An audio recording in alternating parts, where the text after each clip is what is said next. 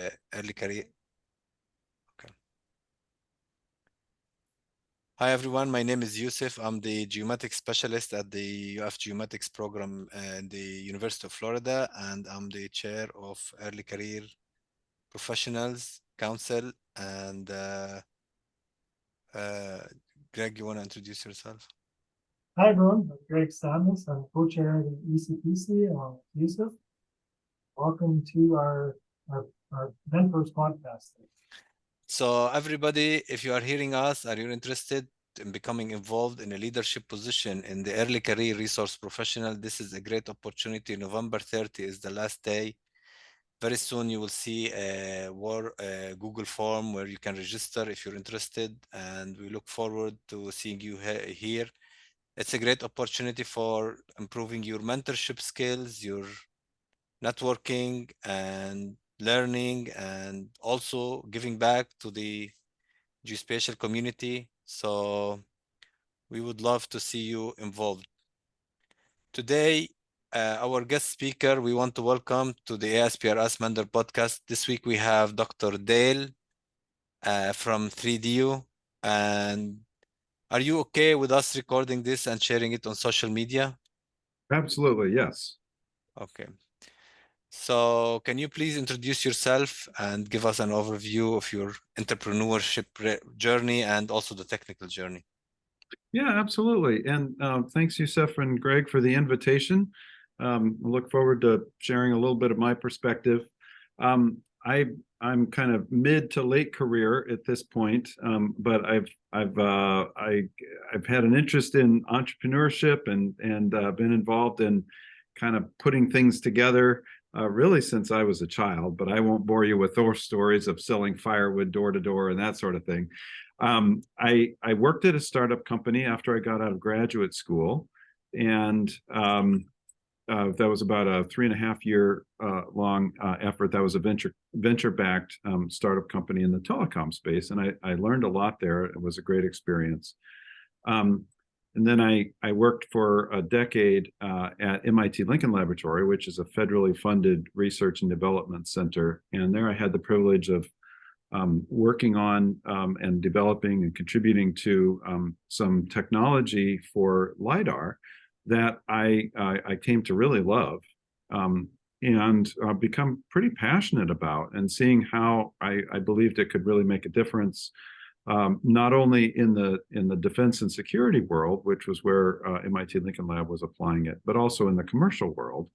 And so in 2014, after completing a major project at MIT Lincoln Lab, I founded the company that I'm at now, which is 3DEO, the numeral 3 in the letters D, E, and O. And we've been in progress and in process since 2014. It's not a venture-backed company. It's an organically grown company. And it's a confluence of reasons that have come together and conditions that have made that possible. It's absolutely not possible for everybody, but in our case, it is and has been, and it's been a great ride. Perfect. Can you tell us a little bit about organic growing versus venture, just a little bit for, since you Sure. mentioned. Yeah, no, what I mean by that, so for those who aren't familiar, so venture-backed companies, you're basically, you have a great idea and you pitch the idea to investors who put money in with the hope that they'll make very large returns in a short amount of time. And in certain market segments or for certain technologies, certain opportunities, that's absolutely the way to do it. It's got its pluses and minuses.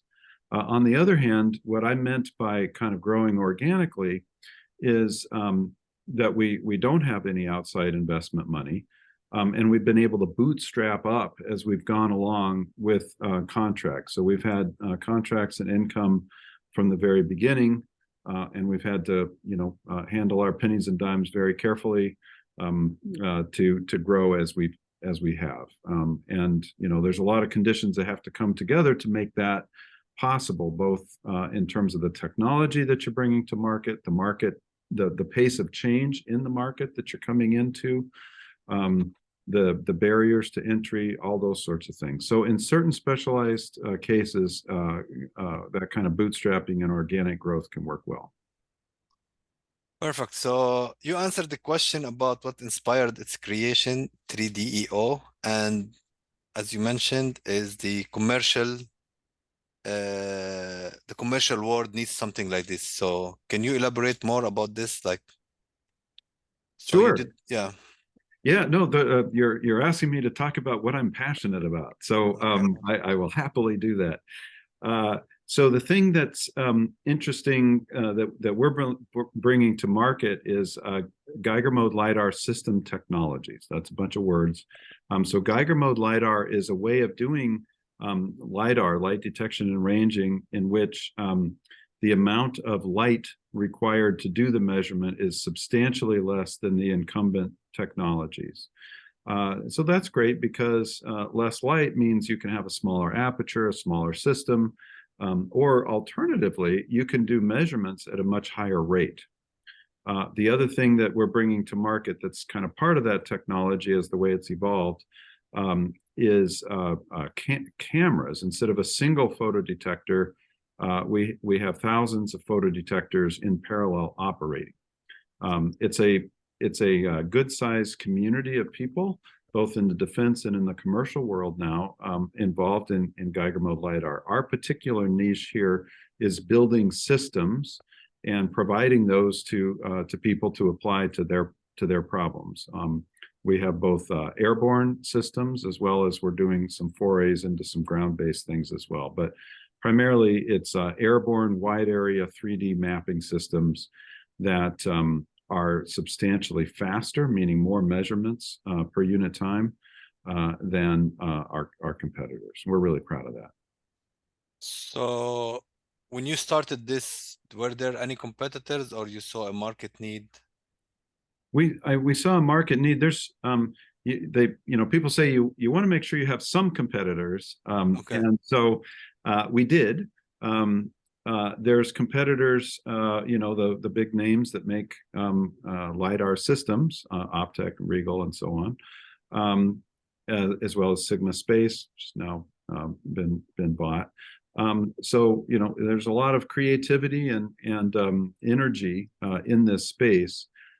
But our particular way of doing lidar, when I started the company, had not been brought to the commercial side yet. There were components that had become available, and those were critical in the decision to go ahead and start the company.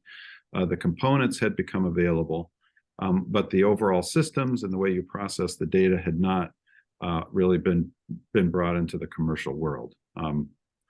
So yeah, that's when we started.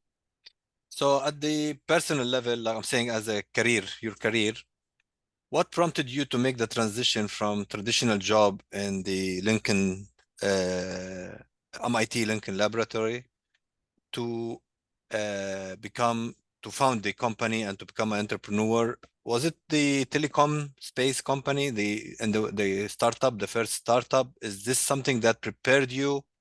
And how that transition in your mind that you said, I'm ready, I think, to make this step and move forward? Yeah. No, that's a great question. And, it's a personal question about where you're at, where I was at personally in life. My kids, I have two kids, they were out of their youngest years, and they were in middle school and high school. And so my contributions of a parent, it wasn't as hands-on all the time every day. So I had a little bit more time, but I think the more important thing, or the more unique thing that kind of had happened, was just having a desire for a long time to work in a small, dynamic, agile environment, and to push the bounds of what's possible. And the very large organizations have a lot of process and a lot of teamwork, and there's overhead that goes with that. And that allows you to accomplish some really big and impressive things. At the other end of the spectrum are the very small organizations that are very nimble. They don't have a lot of process. They can't do big things, but they can do small things rapidly. And I wanted to have some experience with that. The entrepreneurial kind of bug is something that I had felt for a long time. And I guess I wanted to try, and I felt like this, I had a technology, I had some partnerships, I had contacts, had a time in my life that seemed where I had enough energy. I wasn't old and tired yet. And it seemed like a good time to do it. Our understanding from what you're saying is you had a pleasant experience at your first startup and you felt the small, dynamic, agile environment where you're pushing the limit. And that's so. Can you tell us more about the startup? Did it continue or what happened? Well, yeah, it shut down. I see. So yeah, that it was Within 2 years or after 2 years? Because they well, say, correct me if I'm wrong, they say if it passes 2 years, this means you're good. If not, no? Okay. I wouldn't say that. It had been founded in, I believe, 1999. I joined in Okay. 2000, and this was in the big telecom bubble. Okay.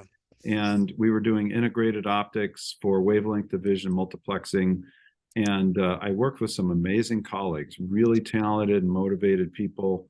And frankly, we did some great stuff, but it wasn't ready for market.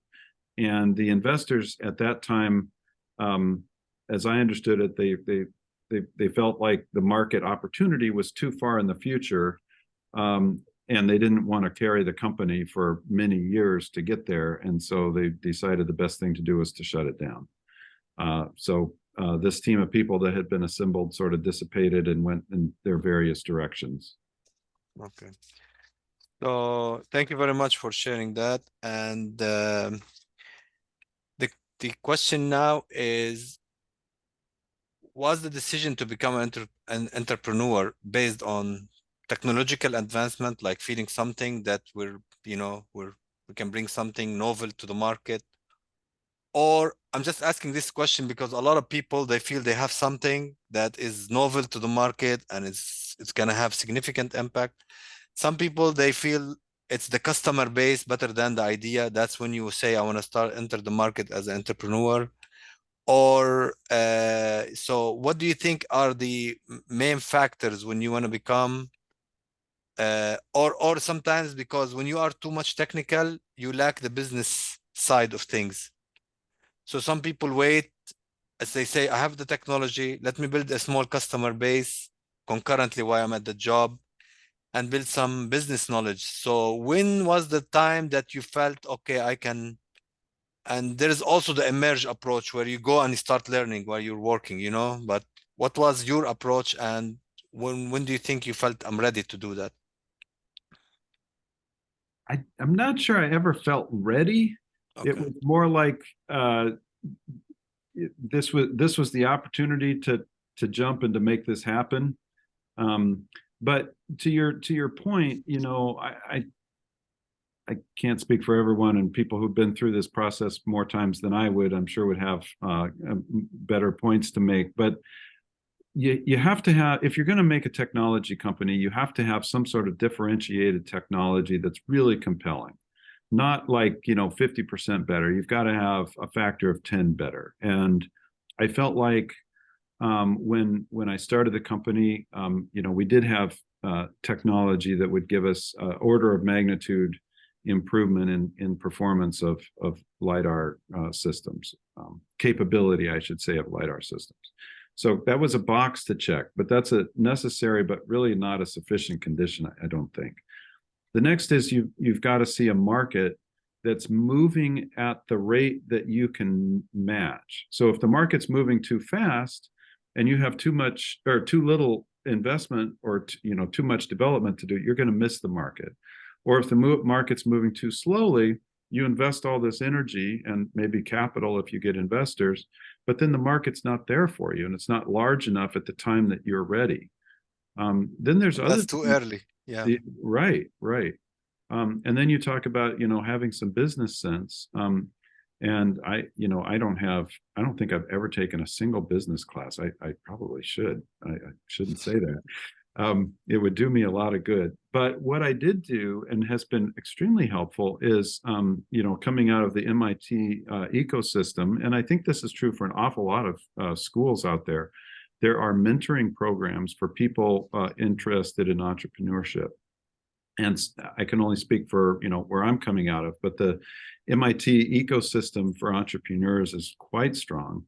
I had a group of mentors with a lot more experience in starting and running companies who've kind of been willing to meet with me basically at any time I needed help along the way. And I just had a meeting recently with them to talk through some ideas and get really an invaluable perspective. And there's also a network of other entrepreneurs that I learn a lot from. So that's very helpful to have a support network like that. And then I guess another thing would be, in my case, having some customer contacts, not just a market, but actual specific people within that market where you can start to get some revenue. And the reason why revenue is important is not only to pay your bills, but also it tells you what customers really think. When they're willing to spend money, that's what they really think, as opposed to what they just might tell you. So customers who are willing to spend money on what it is you have to offer is pretty important. And you have to be flexible. But I often liken it to, a bunch of stepping stones, going through, I don't know, a swamp or a minefield or whatever you want to call it.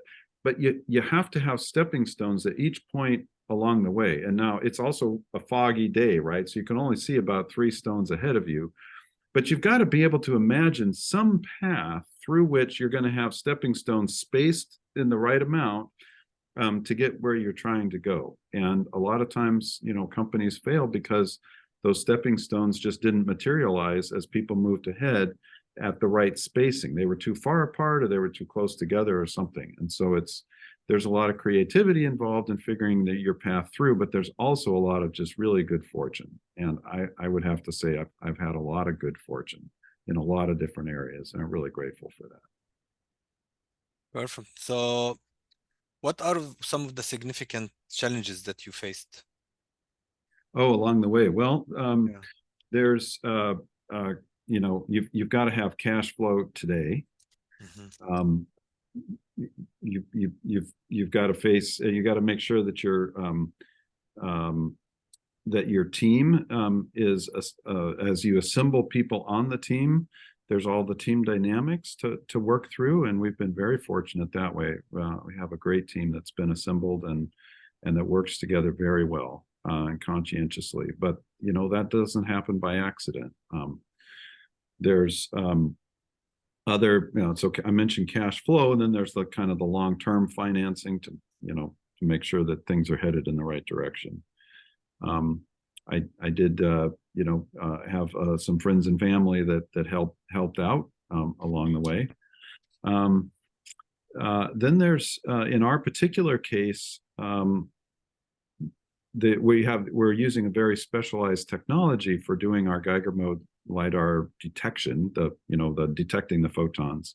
And one of our core components actually became completely unavailable. I had started the company with the understanding that it was available, and that was good. And I bought one of these things, but then they became unavailable. So it's like, well, how can you build a product without the core component? And that situation resolved itself through a lot of work of a lot of people, not me. But if that had not worked out, I would have had to pivot substantially. And a lot of companies have to pivot for a variety of reasons. So, all of those kind of things, they add up. Sounds good. And you mentioned that you were not ready even when you started. Can you tell us more about the fear of failure?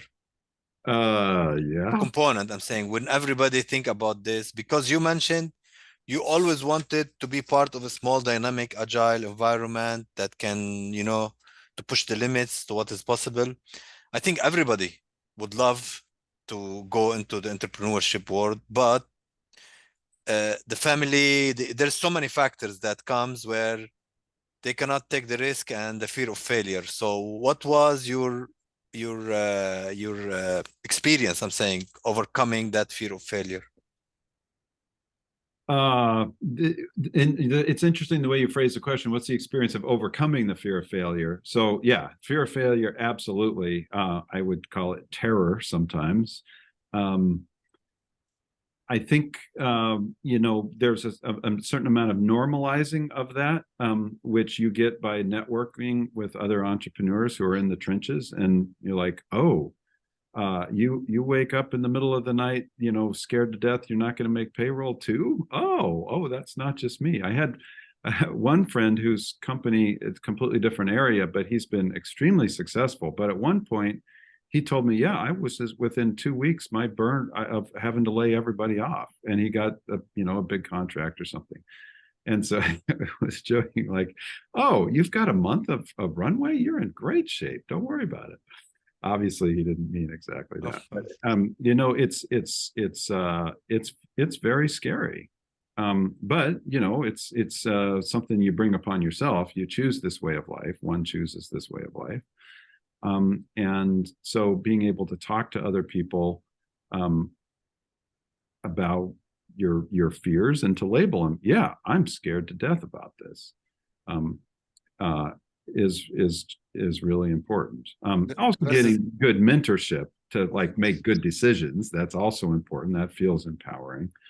And to contextualize it, this phase of my professional life. I had one supervisor at that small startup company I was at, and he told me, it's like, well, okay, if you don't try, then you'll never know. But if you do try, what's the worst that can happen? Well, okay, you fail and you have to go get a job. Well, okay, fine, go get a job.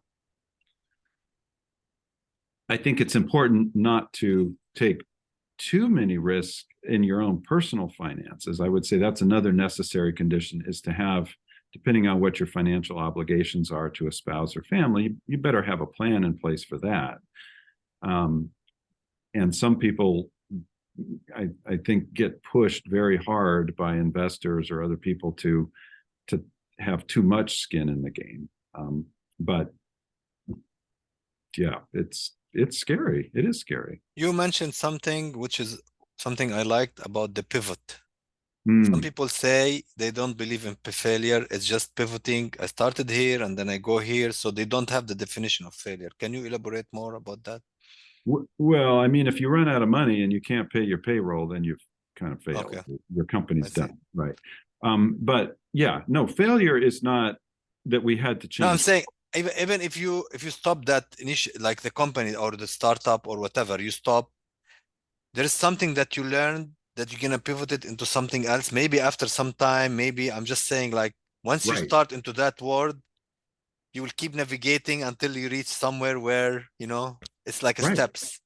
Yes, no, that's exactly right. And if one company does fail, you learn something that you can apply at the next one. Exactly. Pivoting is really important. I mean, it's basically every day you have to assess what the reality is around you and what's the best use of these resources that have been entrusted to me going forward. And it's usually to continue doing what you're doing, but sometimes you're like, sunk cost fallacy, all that stuff. I don't care. We've been doing this other thing all along. That's just not going to work. And our best path forward is this other way. You've been giving a lot of advices to early career professionals. So what is your advice to someone considering? You mentioned what your ex-boss said. If you don't try, you will never know. If you try and it fails, you can always go back and get a job. Right. And this is what I feel like. I meet people who are like almost retiring and they say, I want to start. They continue talking about this because it's not something that they tried and they feel they have to try it before they finish their career. So the people who are having a job, they feel like they will have to do it at some point of time. What's your advice to those people? Since they are still young, I'm talking about now. Right. Well, in some ways, it's like I've heard people talk about going to graduate school and getting a PhD. You shouldn't do it unless you're just so passionate about it that you have to, or you're going to go crazy, right? I've heard people say that about getting a PhD. Maybe it's kind of the same thing, that you need to feel really passionate about it, because it's a lot of work. It's hard. The self-doubt, you look around and you see what everybody else, it's like Facebook, right? You look and all you see is the success stories, and you look at yourself and you're like, and you can see all the stuff going wrong. So it takes a lot of willingness to be uncomfortable. I don't know. I'm probably not, I'm sure I'm not the only guy saying that out there. But it's, the other thing is, it's not like that's the only path to career happiness. And starting a company, you have to work on a lot of things that you might otherwise not need to work on. Like you have to learn about tax laws for, you know, some arcane thing, right? You like, do you want to spend your time doing that? If you're really good technically at what you're doing, like technical work or your, you know, whatever your trade or your skill set is, maybe you should just continue doing that because maybe you find that rewarding and interesting. And that's no, you know, black mark on anybody to say that they kept, you know, exercising their trade throughout their career. I personally don't feel like entrepreneurship should be held up as this thing that everybody should aspire to. I think it's one option out of many. And for some personality types and for some people in their, when their personal and professional situation is just ripe for that, okay, great, go do it. But if your personal or professional situation is not ripe for that, or you don't have interest in it, well, that's perfectly fine. I think you answered the second question. Why do you believe every person should try at some point to become an entrepreneur? Yeah. I don't think they should. Yeah. So everybody, you know, depending on their situation, what they're going through, and maybe at different time they might be ready, but it's not something that everybody should do. I mean, in terms of starting a company, there's other ways to be entrepreneurial. You know, for example, maybe in your community, in a nonprofit world or a, you know, human services world, maybe there's something in your neighborhood that really needs to get done, and you can be the spark plug to make that happen.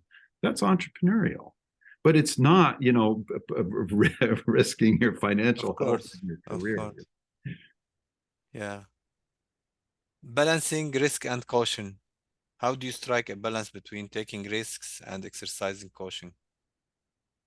I think when it was just me in the company, I was much more willing to take risk. As I've gotten more and more people that are part of the company, I feel more responsibility to be more responsible, I guess you'd say. I try to think it through. I'm the kind of person that gets really excited about a new thing. And so it's easy for me to make a mistake and choose to do something just because it's super exciting, as opposed to it actually makes business sense. So I think that's an area where I'm learning and I'm improving to have a little more realism. I don't know if it's caution as much, but it's realism about, okay, is this really going to pan out? You know, okay, this potential customer was all excited, but are they going to actually follow through with a contract or not? And maybe that's caution, maybe it's realism, maybe it's pessimism, maybe it's skepticism. I'm not sure, but yeah, no, I don't know how to balance it. I mean, just like, yeah, got to think it through, and sometimes, you know, make a spreadsheet, say, okay, if we did this, what would that look like, and kind of play it out. If we didn't do it, how would that play out? What are the opportunity costs? How would it affect the people that are part of the team? You know, some people are passionate about one thing or another thing. You know, how I try to, when we take on projects, I try to think about our long-term health as a company, and is this project getting us somewhere closer to our longer-term goals? So although we usually take most projects that people bring to us, I at least like to think about, how can we make this, how can we structure this so that it is good strategically for us as a company. Sounds good. So the second question, you mentioned about the mentorship program. Yeah. When you started, like how much knowledge you felt like you gained and that bring the business maturity where you feel you're more knowledgeable about what's going on, and your decisions now are in a way like business based? I try to make it more business based. Well, I guess it's hard to quantify that, and maybe you're not asking for a quantity, but No, yeah. one thing that I think maybe it's my experience has been that usually when I go to my mentor committee and I ask them a question, that the things that they tell me after they say them, they feel like, oh yeah, that's just good common sense. But I hadn't thought about it before in that particular way. And they also, with their experience, they can often help me bypass a big detour that would have been unnecessary. So, for example, back when I was starting the company, I was trying to decide, should I try to get venture capital money or not? And, the advice I got from one of the people who was a venture capitalist himself, he said, your market opportunity is about a factor of 10 too small to be of interest to venture capitalists. You're not, and, all the standard stuff people say about the negative side of working with venture capital groups. He said that your company is not the right company to use venture capital. And that just saved me a ton of time having to go learn that by experience. He could just tell me, and he had enough credibility in my mind. I knew him from some other contexts that, like, yeah, okay, you're right. You're absolutely right. He explained it, made sense of it. And so I didn't waste time even trying to get venture capital. It just saves so much time. So do you feel like more comfort when you learn from your mentorship that other people going through this, do they tell you stories? This is how mentorship work, or you hear it from the people who are going through this? Well, both, but I think actually I probably have heard more of the stories, and it's probably because of confidentiality rules and things like that, but I've heard more of the stories from other entrepreneurs themselves. Or sometimes the mentors will share from their own experience. They won't talk about other companies or other entrepreneurs, but the stories do both normalize things. Sometimes it's like, okay, yeah, I'm not unique in facing this, and these guys were able to get through it, and they had to make certain adjustments or whatever. But yeah, those are pretty helpful, and also just kind of being able to laugh. It's like, wow, that was really hard. That's helpful. One question about adaptability. You said there was some specific technology that resolved itself later on. So can you tell us more about adaptability in the business world and how to... I would not consider myself an expert on that, that's for sure. But what we have had to do at 3DEO is to try to identify specific market segments where we think we can really provide a compelling value to our customers. And within the 3D mapping world, there's lots of different subspecialties. There's like wide area 3-depth mapping. There's disaster response, there's forestry, there's facilities, there's urban mapping, all these kinds of things. And so as we've gone along, our understanding of where we provide a unique and compelling value has evolved and been refined. And so we've had to kind of navigate that a little bit. I think it goes back to saying, okay, given the situation on the ground today, how do we best provide value to our customers? And actually, this is another thing I got from a mentorship activity was like, learn to reject customers as early as possible. And like, wait, what? But if you imagine that your sales pipeline is like this funnel coming in, and maybe there's 1,000 people that ask you for information about your product. And at the end of the day, 1 or 2 of them will actually buy a product or a service. If you, with your knowledge, with my knowledge of what I'm actually providing and my knowledge of my competition, if I can very early on tell them, your problem would be much better served by our competitor, then I should do that. Because at the end of the day, they will figure that out. And they can either figure that out early, before I have invested a lot of time, or much later after I've invested a ton of time and emotional energy, and then they finally figured out, no, the competitor's better. It's just, and I can build credibility if I tell people, no, actually, you should probably go work with these other guys. And I don't know, how did I get there? I forget how I got there, but. Yeah, mentorship. the Yeah, mentorship, yeah, and the adaptability, I would. yeah, and adaptability, Yeah. right. So looking back, what do you consider the key factors that contributed to the success of 3DEO? Well, I appreciate the question, but you're saying we have been or we are successful, and any company whatsoever out there is successful today in the sense that they're in business and they're serving their customers and they're providing a great place to work for their employees. But we never know the future.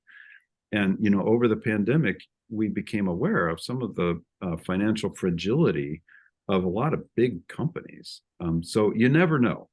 That's the first caveat. But to the extent that we have been successful here, what has been key to that? I think certainly having a compelling technology, having a group of initial customers who believe in us and who've provided chances for us to try some things out with them and to generate revenue and credibility.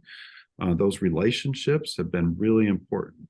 Have those relations. A lot of these relationships that I'm still enjoying today were started, before I even started the company. So those relationships are important. And then, the culture and the team that has come together around this vision makes a huge difference. I really love our team and the fact that people pull together consistently to get the job done. We spend very little time, with all the office politics and all that stuff. And I can't say zero because it's never zero, but it's like I'm just so happy with the culture, the climate, and the set of people that I work with and have worked with for the entire duration of this company. So yeah, customers, team, and technology. And then there's, frankly, I got a loan from friends and family early on that was really important. And we've been able to pay that off. I'm grateful for that. But there were people who believed in what I was trying to do and were willing to help out. That's a big thing. Yeah. Well, I think we covered all the questions. Any final thoughts or insights you would like to share with the audience? Yeah, I think it's I would say we don't want to build up entrepreneurship in the form of as it's manifested in starting a company. We don't want to build that up to be some sort of ideal that's the right thing for everybody. And I think, if someone were to be thinking about starting a company or probably an organization of any type, they would be well served by finding a few people who will give them brutally honest feedback, who've done it and who have a sense of kind of what it entails, the impact on one's life, and self-confidence and all that sort of thing, and talk very frankly. And those kinds of conversations can help you save a lot of time. If you're just temperamentally, financially, personally, family-wise, or professionally not at the right place right then and there to do that, you need people who will tell you honestly. And then, yeah, have fun. If it's not fun, like, do something else. I really enjoy what I'm doing, and as you've gotten the idea, I love the technology, and more importantly, I just really love working with the team that I'm with. So yeah, thanks for welcoming me on the podcasts. Great. Thank you.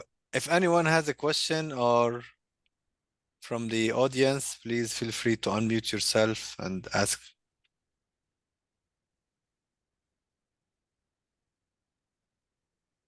Thanks, Youssef. I have a comment and thought/question. First off, thanks, Gail, for your contribution. I enjoyed listening to your story. It was very unique and inspiring. So my question or comment is, do you think it's an essential skill being comfortable and frankly saying that you're not an expert in certain things? For example, you relied on your mentors, business professionals, And like many other experts in different fields, we also relied on frank responses from people in regards to whether things are good or bad ideas. Yeah, no, you've got to be really comfortable because it's truth. I mean, the reality, we have to live in the truth as business people. And if what you're doing is not making money, the numbers don't lie, right? So you have to be, and as technical people, if what you're doing really doesn't make any technical sense, there's consequences for living in something other than reality. So I take, being willing to hear that you're wrong is just part of like facing reality, and that is critically important. Yeah, I'm not sure if I answered the question, but I said a few words for you. That was great. Thank you. That's all I got. Is there anybody else in the live audience here? Yeah, I'm really grateful for your talk today. I grew up. Introduce yourself, Jordan. Oh yeah, I'm Jordan Hicks. I'm a member of the ECPC, and I work in the lidar industry as an entrepreneur. I was kind of born into the entrepreneurial space, and so to hear another entrepreneur say, yeah, like I am terrified sometimes, that is really helpful. And so anyway, I just wanted to thank you for your frankness and honesty. Thanks. If we don't have any question, I want to thank you, Dr. Dale, for being with us today. You bring a wealth of experience at the entrepreneurship level and at the technology level. Today, we discussed only your, entrepreneur journey. And hopefully in the future, if you're interested, we will be happy to have you as a guest speaker where you tell us more about the sensor and what you're doing. The most important thing behind the podcast is we want these young professionals, if they cannot attend in person, they can go to YouTube and they listen to your advice. And when they see you in GU Week in February, they will approach you and ask you specific questions, so they know you and you don't know them. That's exactly the bridge what we're trying to build. And we are looking forward to reserve a room in GU Week where we bring all the guest speakers into one room, and anybody who wants to come and network and ask questions based on what we have established so far in the podcast. And I'm sure you're going to be attending, so we will give you the information about the event that we're trying to have. And we want to thank you, your presence today. I'm sure a lot of people are going to value, especially that you allowed people like your advice, and I really appreciate that. The people who don't make it to be an entrepreneur, this doesn't mean that they are not successful, which is Right. something, it gives us a lot of relief. Personally, I'm saying, personally, because I was never able to overcome the feel of failure. So at least if I'm good in what I'm doing and I feel, and you gave us hope by saying that you can do it at the community level. If you have some energy and you want to lead and you want to make an impact, you can go do it there without risking the financials of your family and stuff like that. Yeah, So, absolutely. Well, so I have to correct you on something. I think go ahead. the fear of failure, you must have not succumbed to that completely if you went and did a PhD. So you got to be a little nuts to go do a PhD. So congratulations on that. Thank you very much.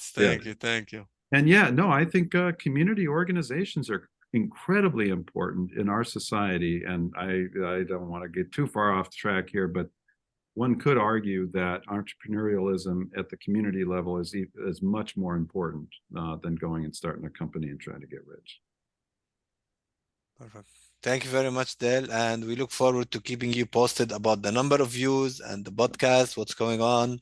And we look forward to bringing you in person with the people who watch this podcast into one room in GU Week. Yes, looking forward to it. I'll be there. Right. Thank you. Take care. If anyone wants to reach out to you, what's the best way to get in touch? On our website, you can we have a contact form, I believe, or you could just email me, Dale, DALE .Fried, FRIED at 3DEOLidar.com. Awesome. Thank you very much. Take care.